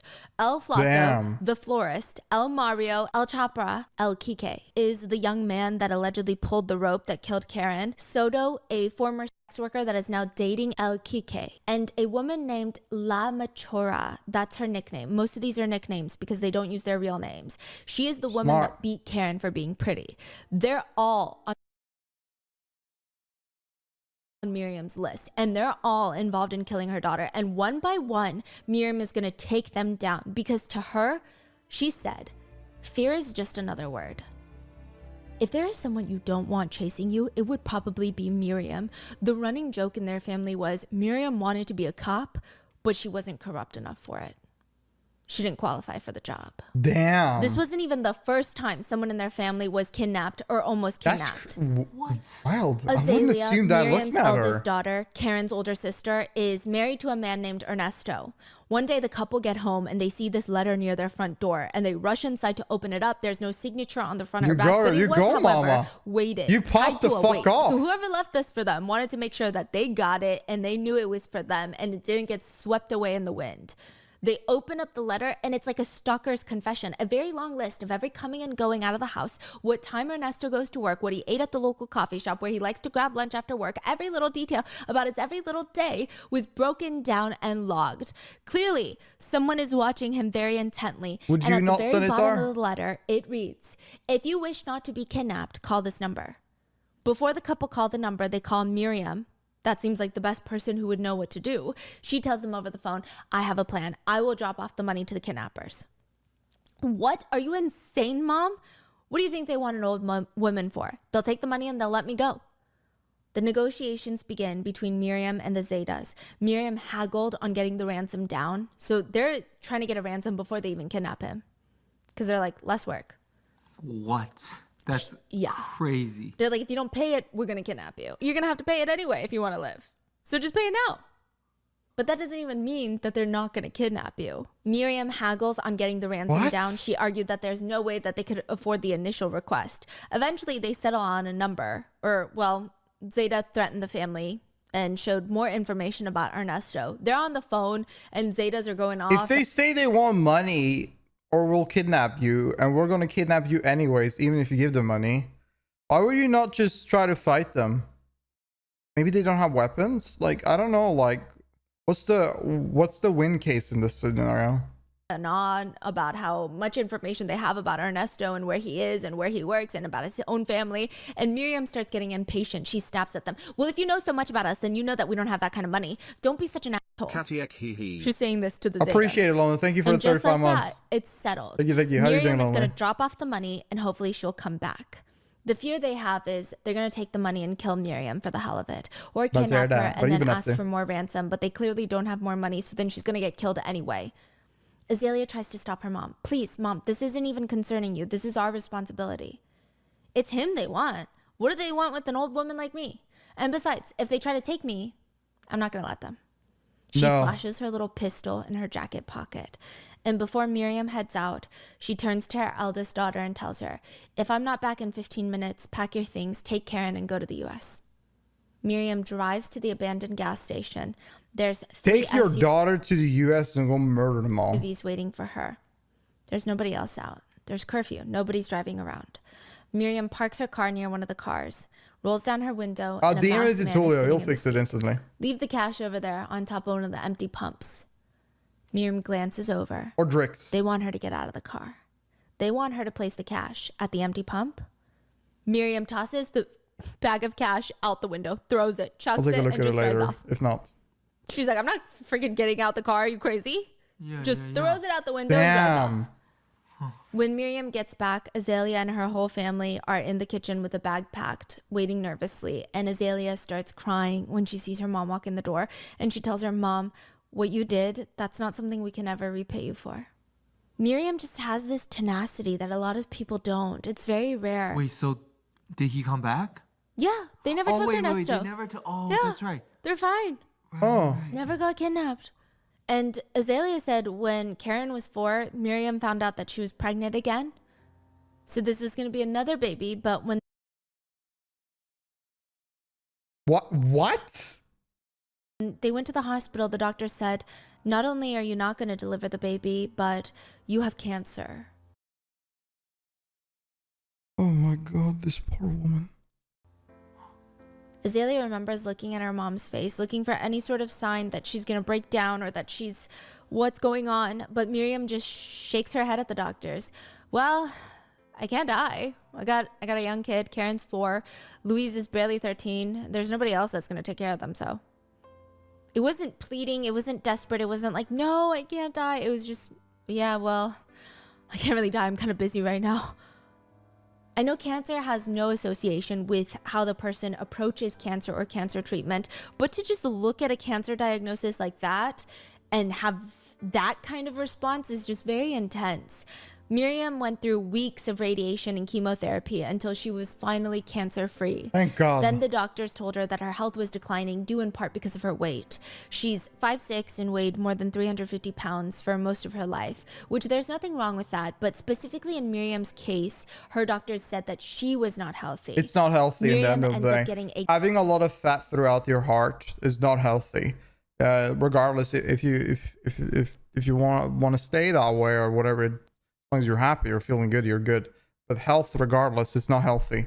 Definitely after chemotherapy, if you have like a lot of fat around your heart and your belly, and you're going through these kind of very draining like procedures, it will be very hard for your body. And there's a reason why your body needs to be at the top shape as you possibly can. So yeah. Gastric bypass procedure, which limits the amount of food your stomach can hold. To give you a comparison, a regular adult stomach can hold about 6 cups of liquid and food when it's full. A gastric sleeve can only hold about 1 cup when it's full. Now, it's not a very dangerous procedure, but Azalea was so nervous for her mom, she asked her, "Are you not scared?" Her mom just said, "I feel like I answered that with a cancer diagnosis. If that didn't kill me, you think this is gonna kill me?" Now she weighs 135 pounds, and she is very grateful for that surgery because it helps her hunt. Some of her days consist of hiking through abandoned ranches, staking out safe houses. This She would have to fucking woman chase is down and tackle badass. Zeta cartel members. She doesn't give a so fuck, she man. is very conscious about her health. So she's hunting down these members, Yeah. and none of them are coming back to her, like, or kidnapping her or doing something to her. I think the leadership in Zeta, as of right now, are not scared of her. They think she's annoying, probably, or maybe they haven't even heard of what she's doing. So they lose a few members. They're like, okay, whatever. Yeah, whatever. Probably They don't don't give a even know fuck. what's going on with these low-ranking members that killed Karen. But I think these low-ranking members, I think they're a little scared of Miriam. At least one by one. And it seems like most of them have split up. So some of them died by the Marines. Some of them are in prison. I think if they were collectively still in a group setting, maybe they would have kidnapped Miriam. Right. But yeah. In Mexico, you don't go missing. You are part of the disappeared. That's what they call you. The word means something else completely. It means your presence has basically been deleted. Nobody knows what happened to you. They can guess, and they're probably right, but nobody will help find you. And Maria's if you the know mom, someone right? Yes, who's that's the disappeared, mom. then your life is in this perpetual limbo, this torture of not knowing what happened to them and not knowing if there's anything you could have done to prevent it. It's said to be a very devastating experience. And up until Miriam, there was not even a support group or a community for those who suffered from having a loved one vanish. Miriam starts her own vanishing collective. That's what it was called. Family members of lost ones would come together to hear each other out, to support each other, and to write letters and call and demand answers from the government. This was unheard of. This is during a time where you were told, hey, your loved one who was taken by the cartels, if you report it to the police, most likely the police work with the cartels, and once the cartels know that you've reported it, another one of your family members is going to go missing just because you pissed them off. It's the corruption, But now, man. Miriam is You gathering can't up talk all to of the anybody. families and helping them get compensation from the government. Most of them don't even know that they qualify for compensation. The government didn't like to tell them that they did. And even when they find out, the government is like, you got to jump through all these hoops. Miriam would study the law. Miriam was here. She spent all day making calls, pulling favors, threatening people. Miriam was a threatener. Okay, she would threaten to expose politicians, to call the Marines on the police, to call the police on the Marines. She was doing a lot. But Miriam was here and she was going to help them and try and get answers. Just something. Miriam starts her journey as one of the better known advocates in that area. She was known for getting shit done, which means she's very aggressive. She was notorious for harassing and threatening officials. That was her thing. She told the collective, in numbers, they have power. As a group, they have power. They can make people listen. She told them, not even the government knows how many of us are out here. But still, she's out here making a difference, right? And that's when her kids, Azalea and Luis, start asking her, isn't that enough? Most of Karen's killers are slowly coming down. She's tracked down El Flaco, who it said he skipped town, quit the criminal world, and was now working at a factory. She tracked him down, had him arrested. Then she tracked down the florist. El Mario was taken down. The girl from the meat shop was arrested. El Kike, the one that pulled the rope, was ironically arrested at church. The minister asked Miriam whether she had mercy or not, which is a wild thing to ask. She looked the minister in the eye and said, and where was El Kike's mercy when he killed my daughter? True. Miriam got El Kike's girlfriend arrested, and now the main one at large is the woman who beat Karen for pleasure. The rest have been arrested or killed by the Marines. The top guy was arrested too? El Larry was still on the run for a little bit, yes. But she didn't have as much hatred for El Larry for some reason. I think El Larry wasn't the one that wanted Karen killed. He just seems to be the one that's like, okay, guys, go kidnap people. But she really hates the girl that beat Karen for no reason. Yeah, because that's so sadistic. A jealous bitch better die. Of course, why would you, like, this girl... This lady over here is beating your daughter because she's jealous of her looks. What the fuck? So they're left, and Miriam could do that maybe leisurely or hand over her files to the police. That's what her kids are arguing. Have them handle it. Find closure.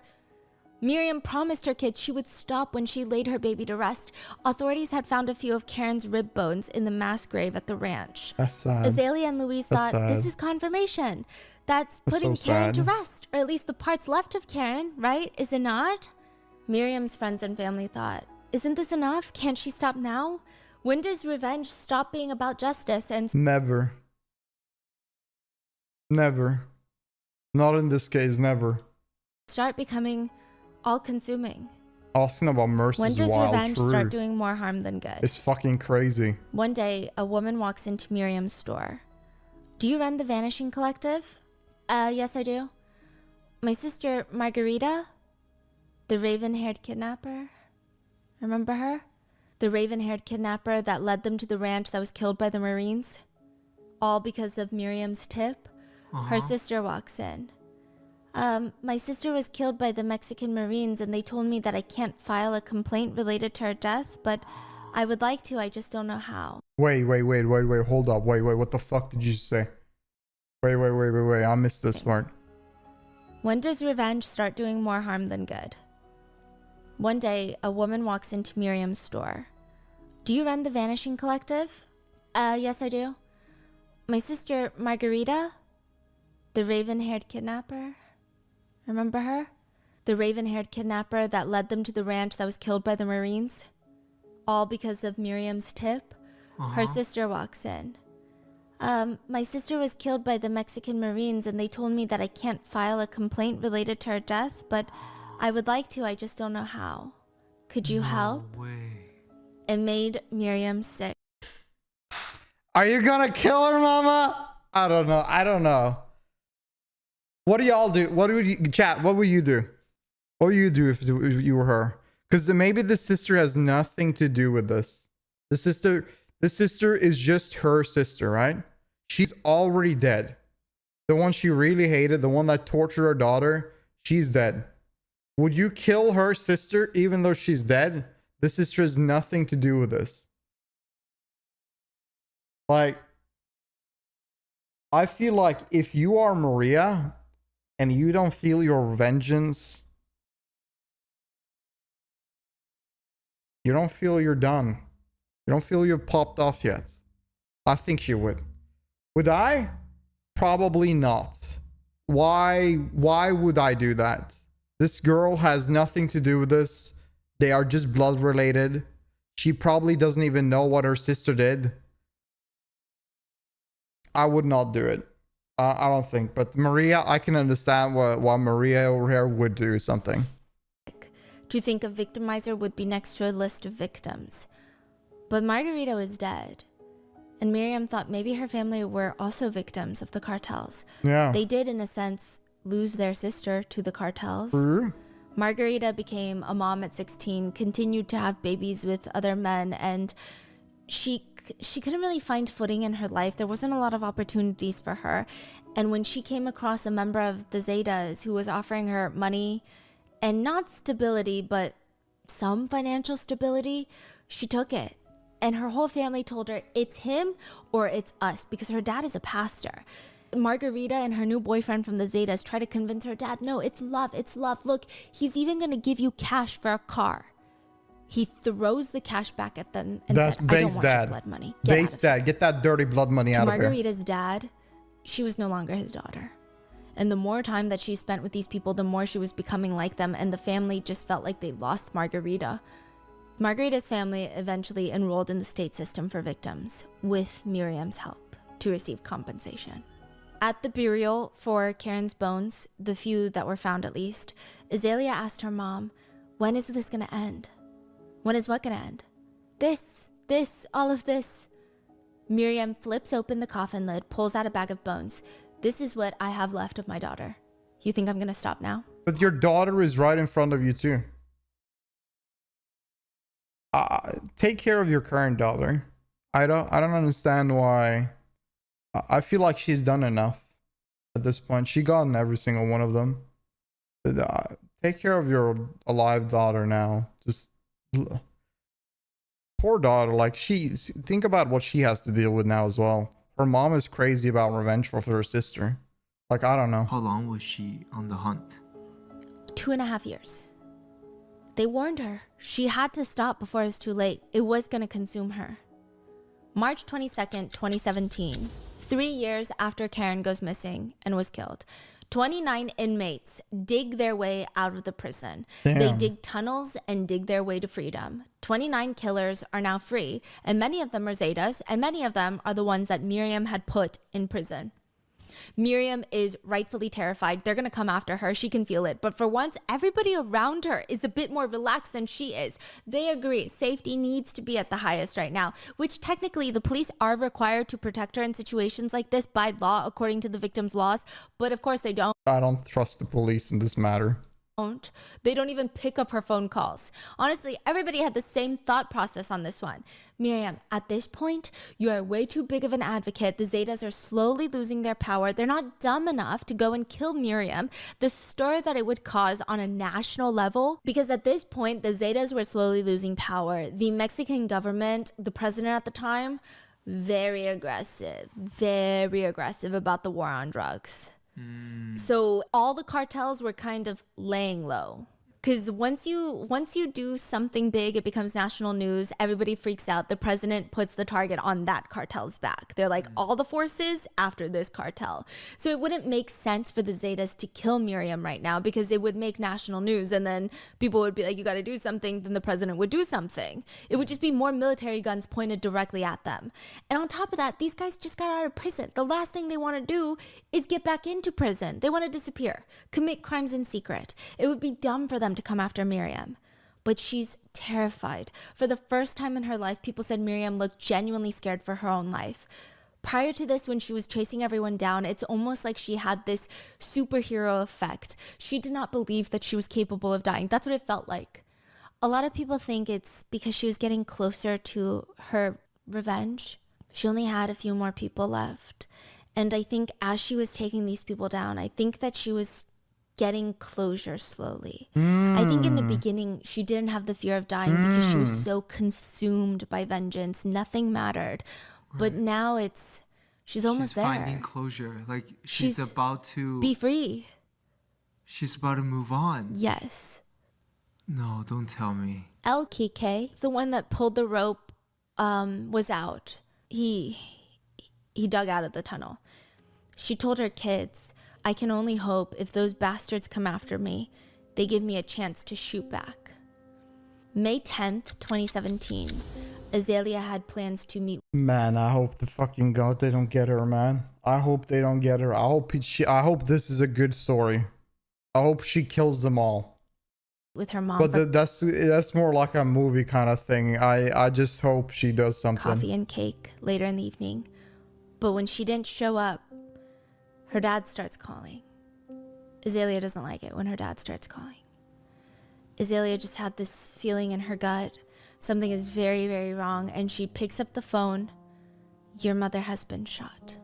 Miriam had been getting out of her car in front of her ex-husband's house. She had her back turned towards the street, walking towards his house, when a car drove by and fired multiple rounds into her body. They fired 13 rounds. Miriam was hit 8 times. Louise found her with her hand in her purse reaching for her pistol. Louise calls the kids and both of them make it to the hospital, but it's too late. Miriam was dead. Killed. The mother who went after the cartel, the mother who would not stop at anything for justice for her baby, was killed on Mother's Day. What? Miriam's son didn't think about any sort of inheritance when his mom died. She spent every last penny she had on hunting down the cartel members who killed her baby. If there was anything to inherit, it would have been debt, but thankfully it doesn't work that way.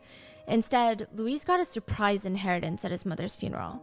Louise the son, was the one planning everything. The funeral, he was slowly, without plan, just naturally taking over his mother's collective even. It was never that he wanted to do that, just the members started calling, asking him when the next meeting was. And knowing his mom, she would have been so angry at him if she found out that he canceled it and let the collective fall apart. It was almost pushed onto him. He inherited it by default. But at the funeral, he inherits something a little bit more. Something strange happens. Louise is grieving when this old childhood friend of his comes up to him and motions for him to come outside. Okay, clearly this could be a setup. He could walk out of the house and be shot too, but for some reason he really trusts this childhood friend.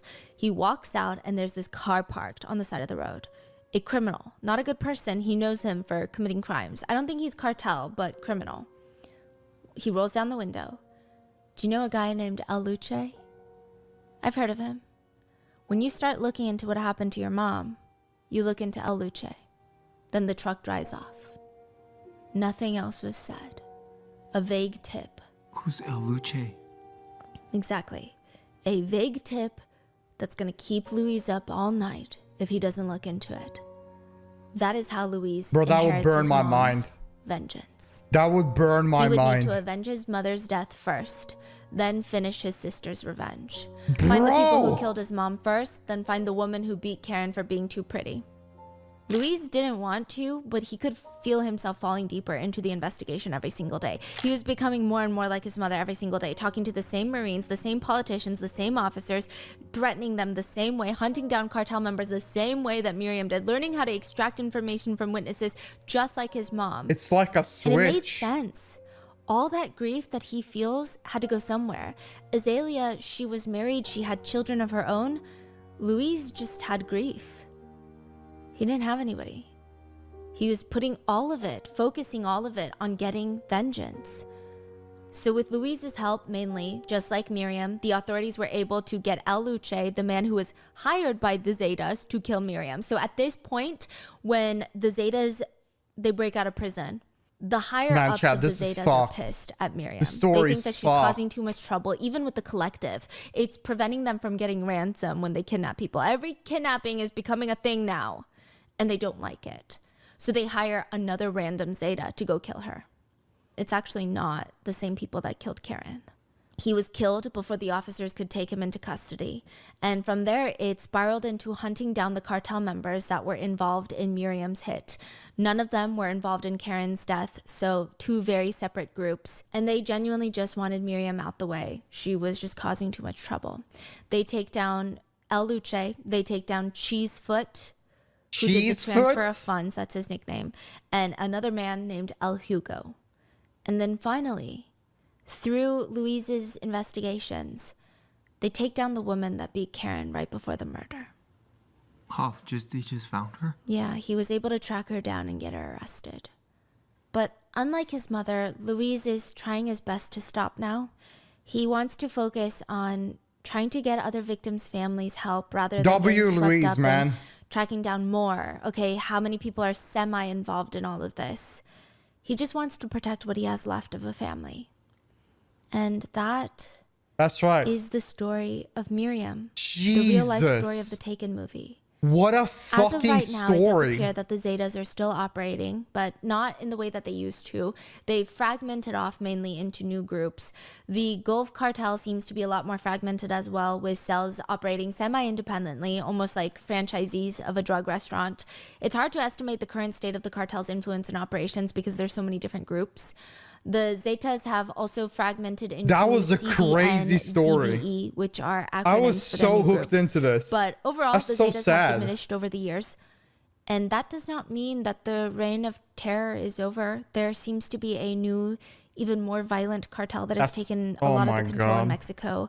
Again, dude, I don't understand how the Mexican government can allow this shit to go on. They're known as the Jalisco New Generation Cartel, or CJNG. They are considered currently one of the most powerful and most violent groups in Mexico. They're probably a part of the government. That's sad, man. They were founded in 2010, and as of right now, their estimated assets are worth over $20 billion. 20 billion!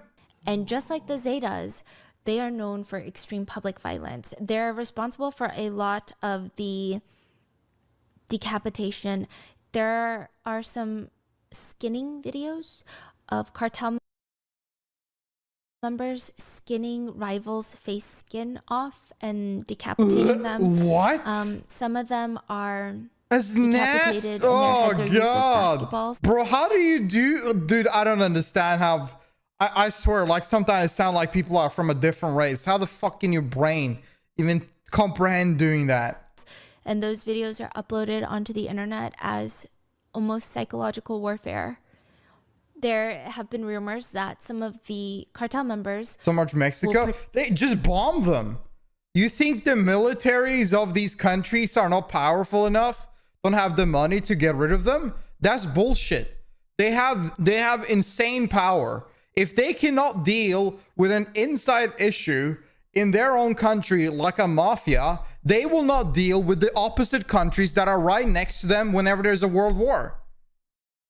If they cannot deal with some mafia gangs going inside their own country, they will have zero chance against any country next to them. Participate in It's bullshit. They can't get rid of this. They just need to put the effort in. Look how many innocent people are dying here. Cannibalism. Again, not because I think that they're cannibals, I don't think, but more so, again, for psychological warfare as a fear tactic. They're also very paramilitary vibes. They use drones strapped with grenades to attack people, and they're just wreaking havoc. Yeah. So that is where we are with today's case. What are your thoughts on this? I don't think I've ever covered a case where a mom went after her daughter's killers with so That's much... fucking insane. I mean, I feel like she was a detective in a past life or something. Bro, this seems like a movie. And the crazy thing is, Azalea and Louise said, it's sad to watch their mom go down this route, but at the same time, they knew that she would do this for all of them. And they said not once during her quest for revenge did they ever feel neglected. If they had a problem, she would drop everything. That is the story of Miriam. What are your thoughts? Please stay safe, and I will see you guys. Bro, I'm getting goosebumps. I'm gonna be real. I'm gonna be real. This story made me emotional. I've gotten goosebumps. I've been teary, dude. This has been an insane story. My thoughts is that I think whenever something like this happens to a mother, I think a switch goes on and they change completely. I think that she didn't fear death at all. She had only one focus, and because she didn't care about fear or worries, all she did was focus on one thing. I think this is why she did all of this. I think I'm just happy in some way. The story told that she kind of felt a little bit closure before her death. Like she felt like what she wanted to do, she's done it. I'm happy that in some sort of way it was a sad ending, but in some way you could also see it as good that the mother felt like some form of closure.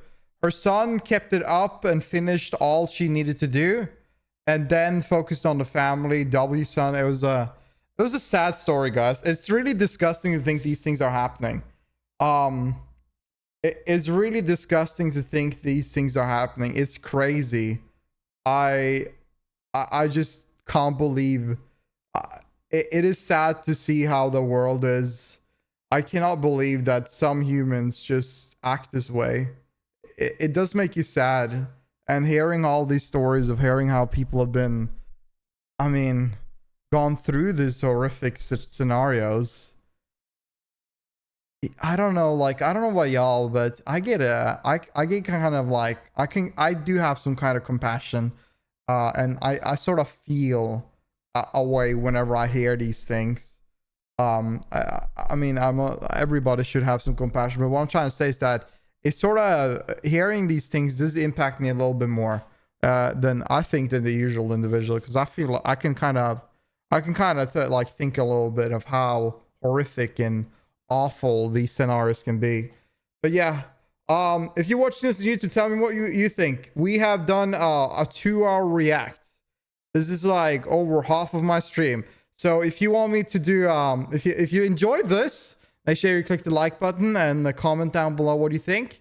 If this video hits 10,000 views on YouTube, I will do, like, by the end of the month, let's say by the end of the month, let's put that as an end of the, let's say the end of the month, like, as an example, just to have a time frame, I will do another Rotten Mango video. These videos are super long, that's why I don't do them often, but if this video hits 10,000 views, I will definitely react to one more. Hope you guys enjoyed. I was so into that video. That story was insane. Rotten Mango, the storytelling she does is crazy. Hope chat y'all enjoyed it. I know I wasn't that talkative and interactive with chat during this reaction, but I felt there wasn't a room for it, and also this story really hooked me up. If you enjoy these kind of reacts, make sure you sub to the channel, and if you want to do these things live with us, watch these things live with us, you're free to come by my Twitch channel on twitch.tv/attilleegames. I appreciate y'all watching, and I'll see you next time. All right, have a good one. Bye. Bye.